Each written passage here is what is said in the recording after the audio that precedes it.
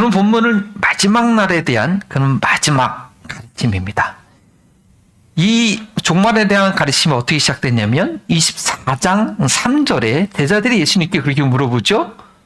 이런 일들이 언제 일어나겠습니까? 주님께서 당신께서 다시 오시는 때와 세상 끝날에는 어떤 징조가 있겠습니까? 그렇게 물어봤을 때 예수님께서 그에 대한 답으로 저 가르침 하시는데 쉴 새 없이 얘기하시고 비유도 얘기하시고 우리가 이해하지 못할 그런 천체지변이나 뭐 여러 가지 노아 시대까지 얘기하시면서 쭉 얘기하시다가 오늘 바로 마지막 결론에 이르렀습니다.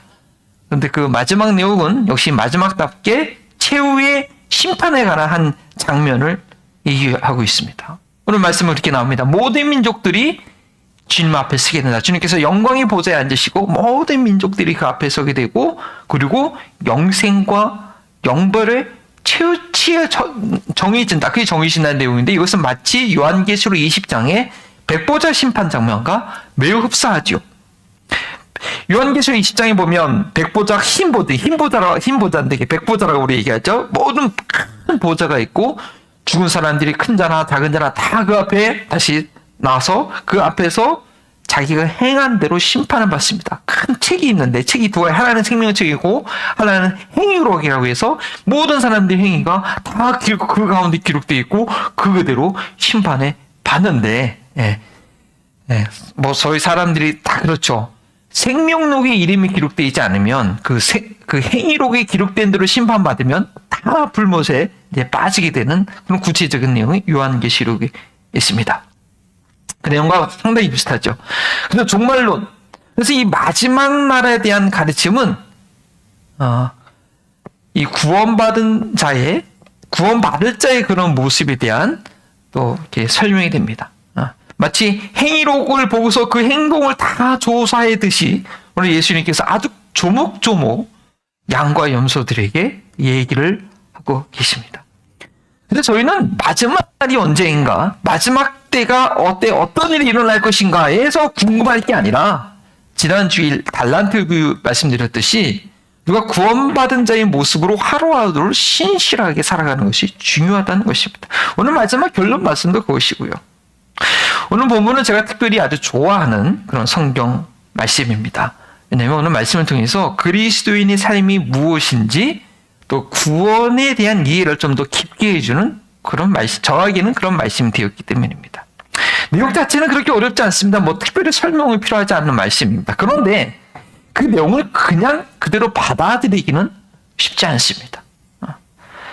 왜냐하면 예수님께서 말씀하신 이런 행위의 기준, 이런 행위에 영생과 영벌의 기준 판단이 된다면 나는 과연 구원받은 사람인가? 내가 구원받을 수 있을까? 라는 의구심을 갖게 합니다. 그래서 어떤 경우에는 이 해석을 좀 더 이렇게 유연하게 하려고 하는 시도를 하는 것도 제가 좀 찾아보니까 좀 있더라고요. 그러나 저는 이 영생과 영벌을 구별하게 한 이들의 그 행동보다는 이들이 어떤 태도로 또 어떤 말을, 어떤 대답을 예수님께 했는지를 좀 주목해 봤습니다. 왜냐? 그것이 바로 이들이 행동을 다르게 한 그 요소가 무엇인지, 왜 그렇게 행동했는지를 알 수 있는 귀한 그 아주 크로가 되기 때문에 저는 그들의 말에 좀 주목을 했습니다. 그래서 오늘 설교의 핵심 주제는 다음과 같습니다. 한번 같이 읽어보실까요?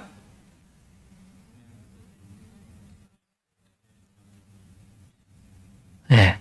오늘 핵심 주제는 다른 때와 좀 다르게 좀 깁니다. 그리고 약간 이렇게 복잡합니다. 왜냐하면 본문 내용에서 누구나 동의하게 되는 그런 표면적인 내용은 작은 자 하나를 소홀하면 안 된다라는 거예요. 그러면 우리가 어떻게 작은 자 하나에게 소홀하지 않고 주님께 하다 하겠느냐? 근데 그걸 알아야 되는 거죠. 그거는 내 안에서 주님께서 행하게 하실 때 작은 자 하나를 소홀하지, 무시하지 않게 된다는 것입니다. 오늘 저희는 그 답을 찾아야 되는 것입니다. 어떻게 작은 자 하나를 소홀히 하지 않게 된 것이냐? 이거는 영생과 영벌에 관련된 아주 그런 중요한 문제이기 때문인 것이죠. 자, 내용을 먼저 설명드리겠습니다. 예수님께서 하신 설명을 드리면 31절에 예수님께서 마지막 날 본인의 영광의 보좌와 함께 모든 천사들과 함께 오신다고 합니다. 정말 뭐 요한계시록이나 다 나와 있는 모든 설명과 같은 내용이죠. 그리고 그것은 모든 인류의 심판주로서 판결하는 순간입니다. 모든 민족이 그 주님의 보좌 앞에 모이게 됩니다. 예수님께서는 제자들에게 뭐라고 말씀하셨습니까? 모든 종족으로, 모든 민족으로 제자 삼으라고 명령하셨죠? 그래서 그 명령대로 제자들이 모든 민족에게 복음을 전했습니다. 그리고 이제 그들을 심판할 때가 돼서 그 모든 종족들, 복음을 들었던 모든 종족들을 주님 앞에 모으고 계십니다. 그리고 그들을, 제가 이 본문을 이해할 때 약간 헷갈리는 게 이게 민족에 대한 심판인지 개인에 대한 심판인지 약간 헷갈렸는데 어쨌든 그들을, 근데 그 다음부터는 개인으로 얘기하고 있어요. 그래서 그들을, 모든 민족에 있는 그들을 양과 염소로 나누듯이 오른쪽과 왼편으로 나눈다고 합니다. 양과 염소는요, 당시 이스라엘 사람들이, 유대인들이 가축할, 목축이라고 하죠. 목축업이라고 하죠. 목축이 아주 중요한 그런 가축들이었습니다. 그리고 이 양과 염소를 보면요, 같이 풀을 먹여요. 근데 이 양과 염소의 특성 때문에 염소 한 마리당 양 3마리를 같이 묶어서 3대1 비율로, 1대3의 비율로 이렇게 같이 풀을 먹인다고 그래요. 그래서 하루 종일 같이 양과 염소를 키우고, 그 다음에 이제 풀을 다 먹인 다음에 다시 올 때는 염소는 염소끼리, 양은 양의끼리 또 이렇게 우리에 이렇게 가다 두는 것이죠.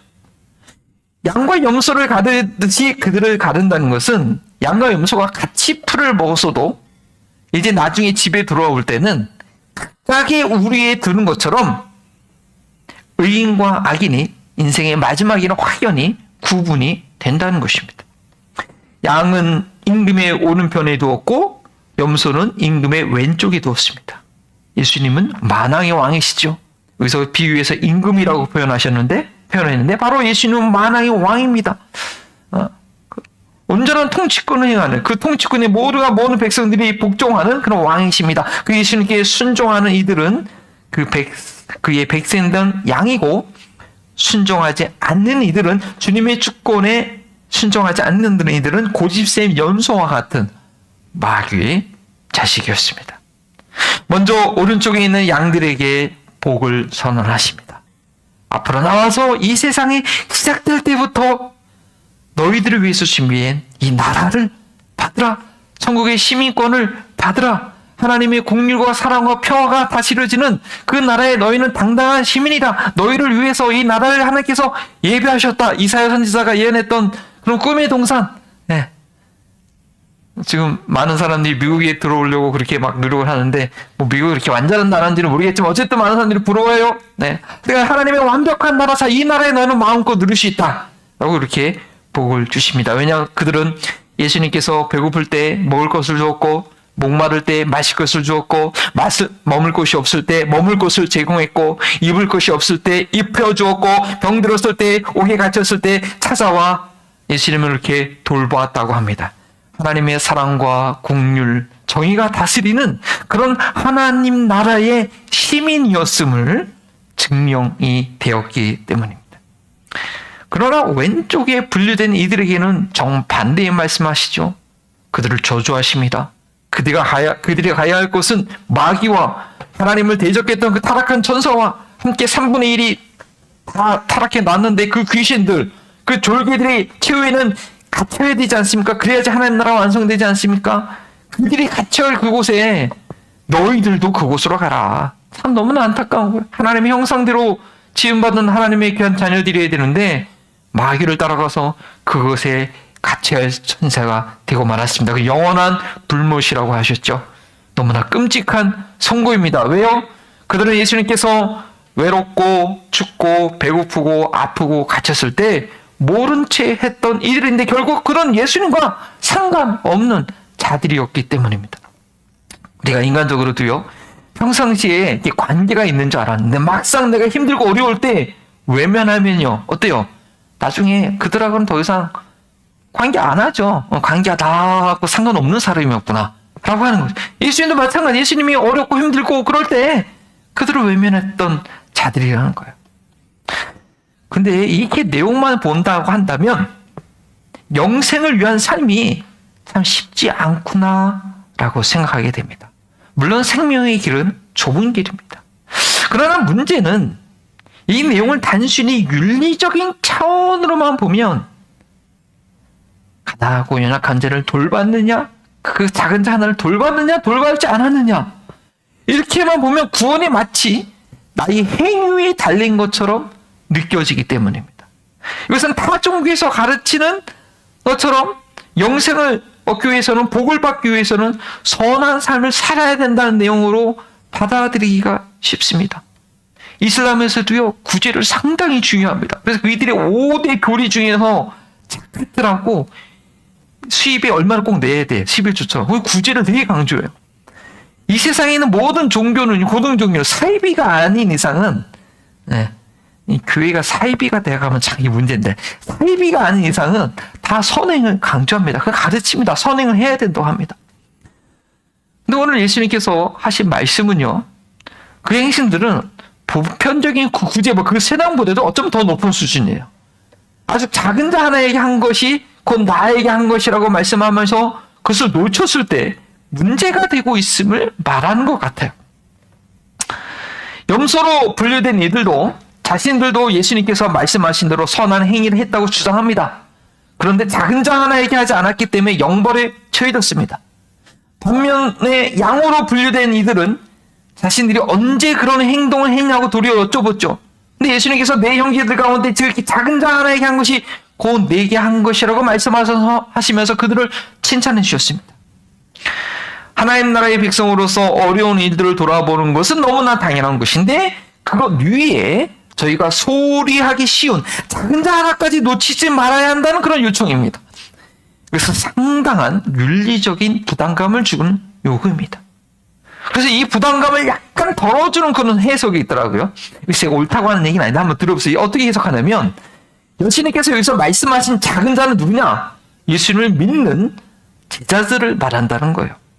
마리아와 예수님의 육신의 동신들이 예수님을 찾아왔을 때 뭐라고 얘기해요? 예수님께서 누가 내 형제며 자매냐? 내 아버지의 뜻대로 행하는 자가 내 형제요, 내 자매라고 그렇게 말씀하셨죠. 그리고 제자들을 또 파송하시면서 마태복음 10장 42절을 보면 내 제자라고 해서 냉수 한 그릇 주는 사람도, 그러니까 그 옛날 개혁성에 이 소자 하나에게 나에게 속한 자라고 이 소자 하나에게 냉수 한 그릇 줘도 그들은 상을 잃지 않을 것이다. 작은 자, 내게 속한 작은 자, 그를 잘 대접하면 상을 받는다. 그런 말씀하셨어요. 그래가지고 오늘 25장 40절에 예수께서 뭐라고 말씀하시냐면, 내 형제 중에서 이 작은 세 번역에는 내 형제 자매 가운데서 지극히 보잘것없는 한 사람이라고 했기 때문에 그들은, 이 작은 자는 예수님의 제자라고만 한정을 하는 거죠. 그래서 마지막 날에 예수님의 제자들은 많은 핍박을 받을 것이기 때문에 그들은 벌벗고 옥에 갇히고 굶주리고 쫓겨나는 상황이 되겠죠. 그러나 그들은 주님의 이름을 가지고 있는 이들인데 그들을 함부로 대하면 안 된다는 것입니다. 염소들은 예수님의 핍박받는 제자들을 돌보지 않았기 때문에 영벌에 처하게 될 것이라고 경고함으로써 이 본문은 핍박받는 제자들을 위해 주신 것이라고 그렇게 아주 부분적으로 해석하는 해석을 제가 봤어요. 네. 근데 이게 맞는 이해일까요? 네. 물론 내 형제 중에 작은 한 자라고 했으니까 내 형제 중에 작은 한 자는 예수님의 제자일 수 있습니다. 그렇게만 본다고 한다면 45절로 어떻게 돼 있어요? 그런 말이 없어요. 그냥 이 지극히 작은 자 하나라고 했어요. 그러면 일반적으로 소외된 이들도 포함해야 된다고 저는 봐야 됩니다. 그리고 현실적으로 내 앞에 있는 사람들이 예수님의 제자인지 아닌지 이게 내가 구분하기도 쉽지 않습니다. 아무리 헐벗은 자라도 예수님의 제자가 아니면 돌보지 않아도 된다고 또 그런 뜻이 되기 때문에 이것은 보편적으로 하나님의 긍휼과 사랑을 베풀어야 되고 원수까지로 사랑하는 예수님의 말씀하고는 맞지 않는 그런 해석이죠. 그렇다고 한다면 이 엄청난 윤리적인 부담감을 주는 이런 이 말씀을 우리가 어떻게 이해하고 적용해야겠는가? 저는 아까 말씀드렸듯이 이 양과 염소들이 예수님께 하는 그 답, 그들의 고백, 그들의 말을 좀 봤습니다. 여기서 아주 중요한 차이가 여러분 발견됩니다. 여러분도 보실 수 있어야 돼요. 자, 먼저 양들이 자신들이 행동한 것에 대해서 어떻게 답을 하는지 37절을 보십시오. 그들은 자기들이 하는 행동을 전혀 기억하지 못합니다. 그때 의인들은 그에게 대답하기를 주님, 우리가 언제 주님께서 줄인 것을 보고 잡수실 것을 드리고 목마른 것을 보고 마실 것을 드리고 나그네 되신 것을 보고 영접하고 헐벗으신 것을 보고 이룰 것을 드리고 언제 병드시거나 감옥에 갇히신 것을 우리가 찾아갔습니까? 저희는 그렇게 한 적이 없어요. 전혀 기억이 안 나요. 그렇게 얘기하는 거예요. 양들은요, 자기가 하는 행동을 기억을 못해요. 당연하죠. 그들에게 있어서는 도움이 필요한 이들을 도와주는 건 너무 당연한 거예요. 그들 스스로 힘들게 판단해서 하기 싫은데 의지를 발휘해서 억지로 힘겹게 한 게 아니라는 거예요. 그렇게 고민하면서 힘들게 했으면 그거 당연히 기억날 수밖에 없죠. 그거 내가 하려고 얼마나 고민했었는데. 그리고 그것이 매일 하는 일상이 아니고 뭐 가끔 이벤트로 하는 거면 기억나요. 그거 기억나. 근데 양들은 기억하지 못합니다. 긍휼을 베푸는 것은 그들의 일상이었고요. 자신들의 의지를 거스르지 않는 자연스러운 것이기 때문에 뭐 특별한 기억으로 남아있는 게 없어요, 사실. 너무 많이 해가, 그게 너무 일상이니까. 그 부모님들이 자녀들을 돌봐주고 도와주고 하는 게 너무 당연한데, 그거를 일일이 다 기억할 수 있어요? 기억 못해요. 그런 관계가 아니면 내가 특별히 누군가를 도와줬으면 기억하죠. 그러나, 그것뿐만 아니라 일반적인 생각으로 가장 자기들의 행위를 기억하지 못한 이유는 정말로 그들이 한 행위는 자기가 한 것이 아니기 때문입니다. 그들 안에 계신 예수님께서 하신 것이기 때문입니다. 자신의 의지가 아니라, 자신의 의의가 아니라 그들의 주인이신 예수님께서 그들 안에 계셔서 그들에게 긍휼의 마음을 주셨고 그들은 그것에 순종할 뿐이었습니다. 그러니 자신이 했다고 느껴지지도 않고 생각나지도 않고 인정이 안 되는, 자기네 자신들은 한 것이 없다고 주님께 고백합니다. 그리고 그것이 사실입니다. 이 고백은 마치 그 모든 것은 내 안에 계신 주님께서 당신께서 하신 일입니다 라고 고백하는 거죠. 그러나 염소들이 하는 대답을 들어보십시오. 44절이죠. 그때 그들도 이렇게 말할 것이다. 주님, 우리가 언제 주님께서 굶주린 것이나 목마른 것이나 나그네 되신 것이나 헐벗은 것이나 병든 것이나 감옥에 갇힌 것을 보고도 돌아봐 드리지 않았습니까? 라고 오직 반론을 해요. 자기들도 했다는 거예요. 자기들의 행동을 일일이 기억하고 있어요. 그리고 그 답을 한 거예요. 나 분명히 어느 사람들 도와줬는데. 양들과는 좀 반대 상황입니다. 자신들이 한 일을 자신들이 다 기억하고 있어요. 여기서 무엇을 말합니까? 일평생 동안 어려운 사람들 도와주는 것이 얼마나 적었으면, 얼마나 그게 특별한 일이었으면, 얼마나 손에 꼽을 만한 일이었으면 인생의 마지막 날에 큰 인상을 잡고 그걸 다 기억을 합니까? 딱 한 번 했었나 봐요. 한 번. 그러니까 기억하죠. 흉내만 낸 거죠.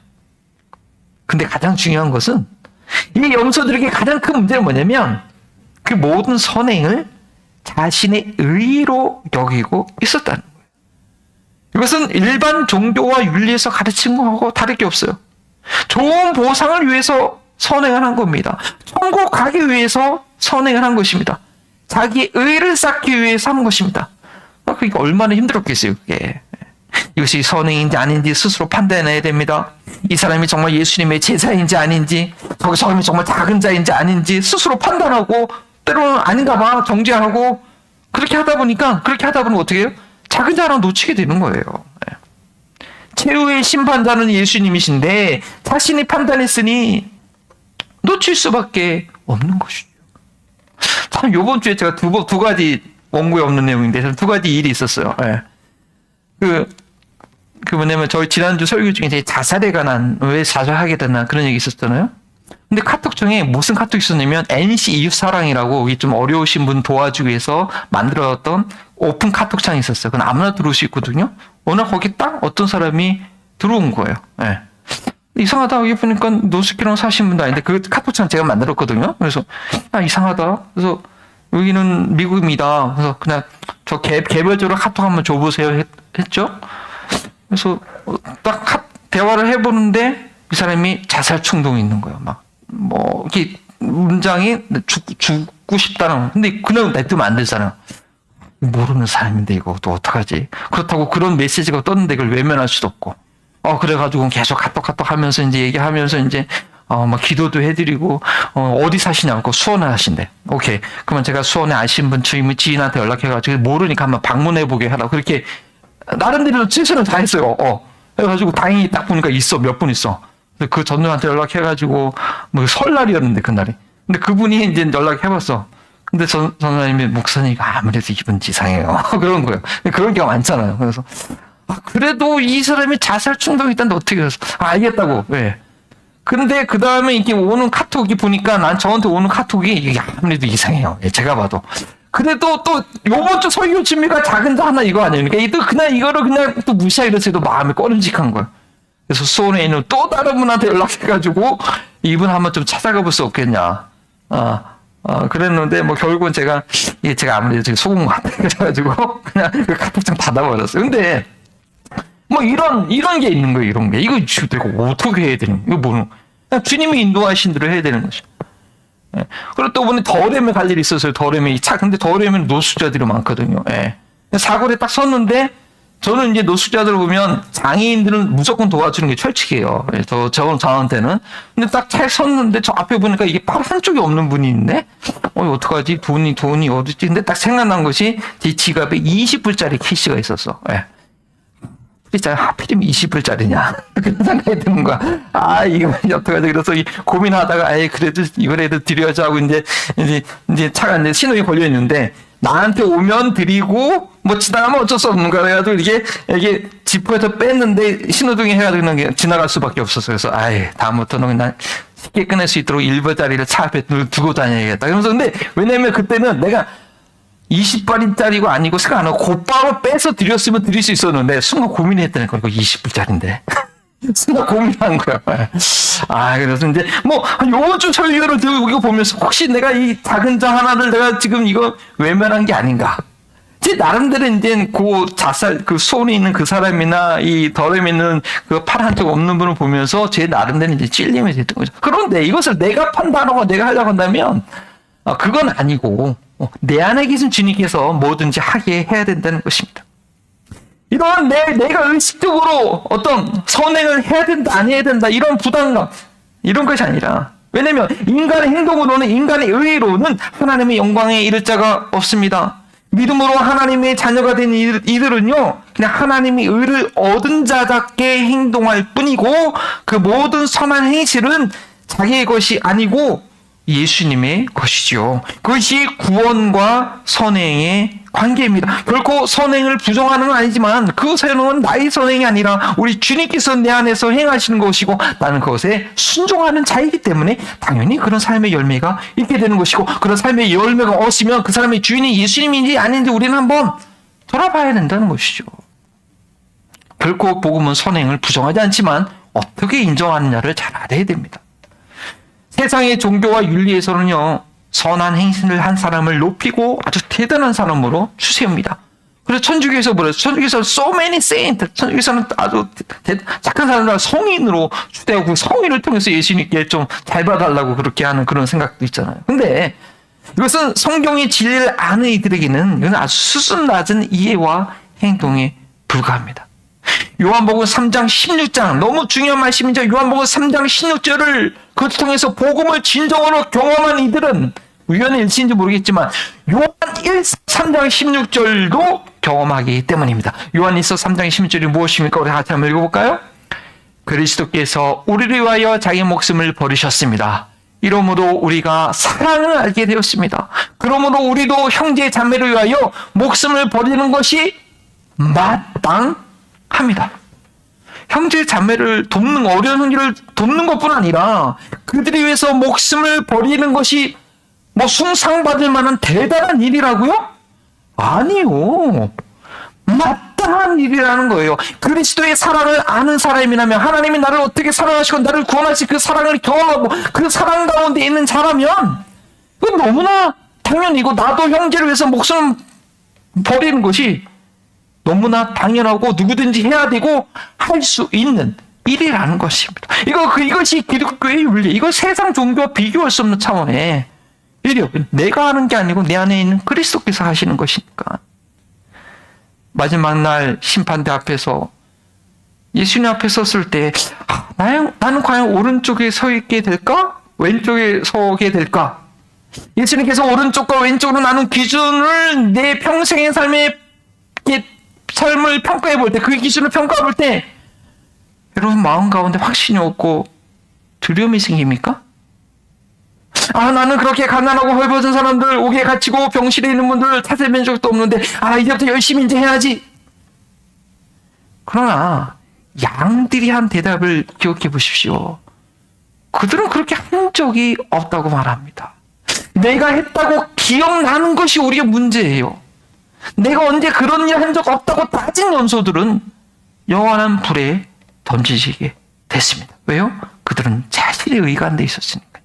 물론 저희들은 예수님께서 말씀하신 사람들, 오늘날로 말하면 딱 노숙자, 질병의 고통의 가운데 있는 사람들, 옥에 갇혀있는 분들 외면하지 않고 우리가 정말 당연하게 하나님의 사랑과 긍휼로 우리가 할 수 있는 만큼 도와야 되죠. 섬겨야 되죠. 그러나 그것이 내가 하는 나의 할 사역이 되면, 내가 기억해놓고 쌓아놓고 나의 공로로 생각하고 있으면 그것은 도리어 예수님의 의, 그리스도의 의를 거부하는 그런 독이 될 수 있다는 거죠. 차라리 안 하는 게 나아요. 그렇게 하려면.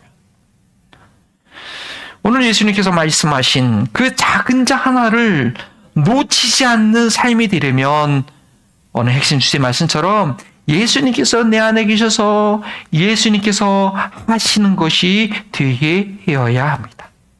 그것이 그리스도인의 삶의 기본이고 출발점입니다. 그것이 바로 생명록에 그 이름이 기록된 자들의 삶의 방식입니다. 이 땅에 속한 자들은 이해하지 못할, 저 사람은 왜 저렇게 자기 시간대로 들어오대? 혹시 나한테 뭐 바라는 거 아니야? 아니요, 그냥 내 안에 계신 주님의 그리스도의 사랑이 나를 강건하기 때문에 그를 도와주지 않고는, 그를 위해서 밤새 눈물로 기도하지 않고 내가 잠을 이루지 못하는 거예요. 그리스도의 사랑이 내 안에서 나를 강건하기 때문에 그렇게 그냥 되어지는 거였죠. 마지막으로 이 말씀을 다 함께 믿음으로 한번 고백합니다.